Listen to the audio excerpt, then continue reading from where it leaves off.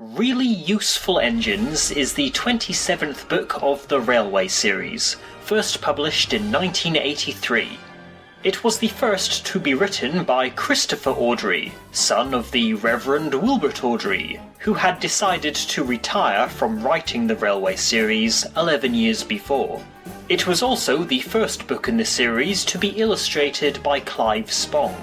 That same year, television producer Britt Allcroft and director David Mitton created a pilot for Thomas the Tank Engine and Friends, which led to the first series being greenlit and released the following year. This likely played a factor in the Awdry's decision to resurrect the adventures of the island of Sodor's talking steam engines. 12 years later, 2 of the book's 4 short stories were adapted into 2 short episodes of Thomas and Friends. How faithful were these adaptations? Let's spot the differences. The first story, Stop Thief, was not chosen for adaptation by Britt Allcroft and David Mitton. The rejected tale features Thomas chasing after the station master's stolen car. The book's second story was first broadcast in the UK on the 20th of November 1995 as the 26th episode of Series 4, making it the last episode to be directly adapted from the Railway series during the classic model era of Thomas the Tank Engine and Friends, until the Small Railway Engines book in the CGI Series 20. And the very last episode of the series televised before Wilbert Awdry's death in 1997. Mind that bike takes place entirely at Farquhar Station in the book. In the adaptation, the main location for the story is Callan Station, which is supposed to be located on Duck's branch line. In the book, Percy is the only recurring character to appear, whereas in the episode, Thomas is seen throughout, but only has one line, James, Oliver, Toad and Bulgy cameo, and Bertie the bus is shoehorned into the opening. If one morning you were to ride in Bertie the bus, you would run down the winding country road with him, cross over stone wall bridges and travel past Thomas's branch line. It is established that Tom Tipper the postman is friendly and helpful. In addition to this, the episode establishes the importance of the postman's van before it is taken away from him. You're a really useful postman. Ah, replies Tom, but where would I be without my van? We make a grand pair. When one day a different postman dumps the bags full of post on the platform without loading them onto Percy's post train, it is not revealed why Tom wasn't there that day. However, the book explains that their regular postman was off sick, and during this short absence, his manager decided to replace his van with a bicycle. What's happened to Tom? Wondered Percy. And his old van, Said his driver. No wonder the new chap looks fed up. Carrying mail bags on a bike would make anyone miserable. The bike is entirely black in the episode, while its frames are at least painted red to match Tom's old van in the book's illustrations. Furthermore, the models of the post-train vans are red, while in the illustrations they are brown. I wish I could cheer him up. Sighed Percy, the small engine.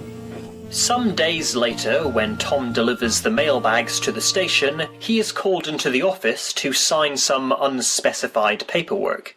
In the adaptation, this and the following scene take place on the same day Tom explains the change in his transport. Also, Tom, in the episode, is told that the important papers requiring his signature are in the Fat Controller's office. Sir Topham Hatt's office is located at Knapford Station. Oh dear, Replied Tom Tipper. this is going to make me very late. The postman carefully parks his bicycle against the platform's fence. In the episode, Tom carelessly props it against Percy's train, which inevitably leads to its destruction once the small engine starts, as his driver didn't notice. Yet somehow Percy did, despite not having eyes at the back of his boiler, and did not attempt to warn his crew, nor did the station master watching, or Thomas. In the original story, the bike gets run over when a boy tries to ride it along the platform, loses control, and Tom's bicycle disappears under Percy, who had just started to puff away. The boys are told off for being bad, and so should the driver and station master have been for not paying attention. I'm sorry, Mr. Tipper. Apologise, Percy, Never mind, Percy. said the postman. It wasn't your fault, and I never liked that bike much anyway. The justification for Tom being given a new van was added to the episode, as in the book he just says his boss changed his mind. That accident did me a good turn, Percy. My chief decided a new van would do the job. Much better than another bike and worth the expense. Also, the broken bike is still in the yard next to Tom's new van, meaning either the postman brought it with him, or it has been dumped there as a warning to other boys, should they ever try to ride a bike alongside a railway. So I did help. Beam, Percy. By accident, as you might say. The third story from Really Useful Engines was adapted for television before Mind That Bike, broadcast as the 24th episode of Series 4 on the 16th of November 1995.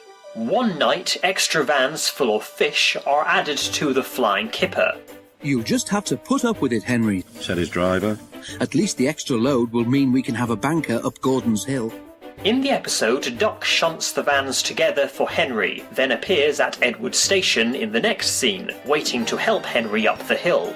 As the Great Western engine would have barely arrived at Wellsworth before setting off again, it would have made more sense for either another engine to be shunting or to have had Duck pushing the Flying Kipper all the way from the port. Beep, beep, beep, beep. I need a banker, please. Beep, beep, replied Duck. I shan't be long. The vans are different sizes and colours, while in the illustration they are all identical. As the two green engines steam their way up Gordon's Hill, the tail lamp on the last van falls off, preventing Duck from noticing that he is falling behind. This scene should have been much darker lit to make it more believable that Duck would not be able to see what distance he was from the Flying Kipper. Then there was trouble. Duck's front is badly damaged by the crash. His funnel and buffers are completely bent out of shape. In the adaptation, he has no dents or bruises, making Sir Topham Hatt's promise seem perhaps oversympathetic. We'll soon have you in working order again. When the Fat Controller speaks to Duck in the illustration, they are at a station, presumably Wellsworth, and he is holding the broken lamp iron. Also, although it cannot be seen in this particular illustration, in Really Useful Engines, Sir Topham Hatt has a moustache and a bow tie. Hello, Duck. Going fishing? I'd take care if I were you. Why? Huffed Duck. Well, for one thing, puffed Thomas, remembering his own experience, if fish get into an engine's boiler, they always cause trouble. Thomas does not appear in the book's version of Fish, but he is mentioned by Duck at the very end of the story. Thomas told me once to be careful about fish. He was right, sir, wasn't he?